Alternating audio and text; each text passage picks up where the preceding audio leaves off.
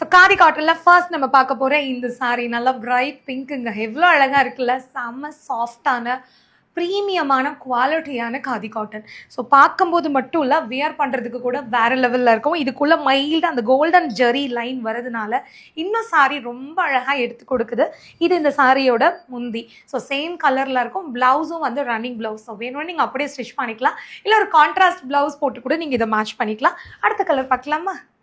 அடுத்த சாரீ நல்ல ஒரு டார்க் க்ரீனுங்க. ஸோ இந்த க்ரீன் இந்த அரக்கு பச்சைன்னு சொல்லுவோம்ல, அந்த மாதிரி ஒரு க்ரீன், ராமர் பச்சை எப்படி வேணாலும் வச்சுக்கலாம்.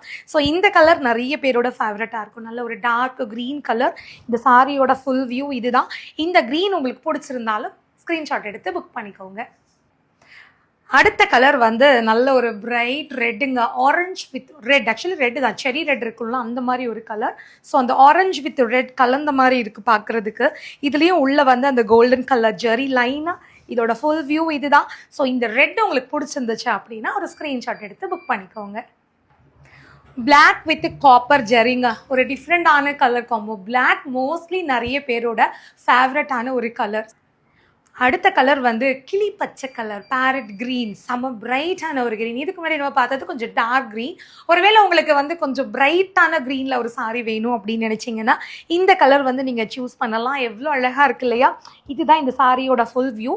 ஸோ இந்த க்ரீன் உங்களுக்கு பிடிச்சிருந்தாலும் புக் பண்ணிக்கோங்க.